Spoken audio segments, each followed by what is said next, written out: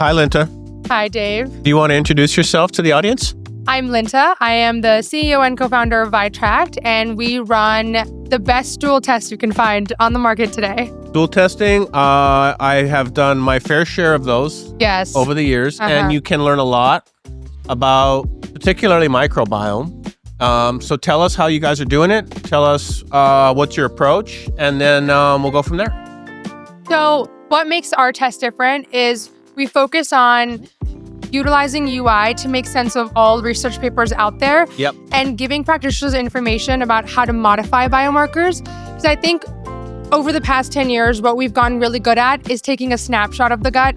Over the next 10 years, what we're going to get really good at is modifying those biomarkers so we can actually meaningfully move the needle. Move the needle, exactly. Awesome. And then companies like yours can help practitioners track that over time. And I think that married together is what's going to change the game. What are you seeing, Linta, as maybe like some of the most common pathogens or issues or overgrowth? If you had to pick like the top 2 or 3 that seem to just be consistently problematic, what comes to mind for you? One of them is Bacteroides. So Bacteroides is a class of bacteria that feeds heavily on protein. Now, what's interesting about Bacteroides is it doesn't differentiate between plant-based protein or meat-based protein. It's just a heavy protein diet in general. So we've seen a lot of overgrowth of that. Is that from a high-protein diet? Yep. Wow, okay. And what's interesting about that is we need Bacteroides. We just need it in the right amounts. Like all of them, we need them in the right amount. That's right. So even pathogenic bacteria, it's normal for them to be in the gut flora as long as they're there in small amounts and in the right amounts. That's one. That's one. And then another one is that I want to point out is actually the absence of a really good bacteria known as Akkermansia. I have seen hundreds of test results, and most people are chronically low on Akkermansia. Yeah.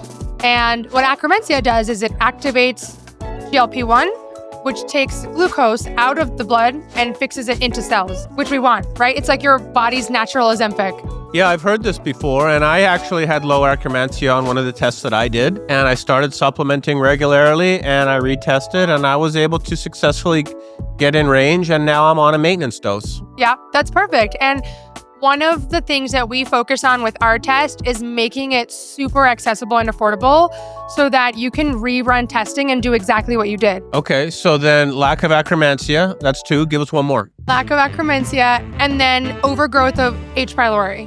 Oh. Yeah. I think that's a common one. Most practitioners look out for it. Where does that, is there a common root cause with that, or? I think when you have dysbiosis in the gut, you have leaky gut, it creates the right terrain for pathogenic bacteria to overgrow. So it's often associated with leaky gut. Absolutely. Got it. Okay. So we've got 3 good ones. Yeah. And then if you could give us, Linta, 3 of your best practices for a healthy microbiome. The first one is getting a test. So you know exactly what your gut looks like. Yep. Because I actually think that probiotics have pharmaceutical grade effects in the body. So you shouldn't be picking anything off the shelf. As a data company, we cannot argue with your first best practice there, which is get a test. Yeah. We're on board with that one. Exactly. Second best practice would be to personalize a treatment that, or whatever is a protocol, whatever you're doing for your health, and stick with it. Track your biometrics over time. Yep. Every 3 months, while you are trying to actually make changes in the gut or in the body in general, you want to see if your approach is working. Yep. And the third best thing is that I would recommend, and this kind of works for everybody across the spectrum, is eating a diverse diet and doing all the basic things like get sunlight, get exercise, eat right, sleep. I think the basics people tend to ignore, and they tend to run to like, oh, I want to get an Oura ring and I want to get these things.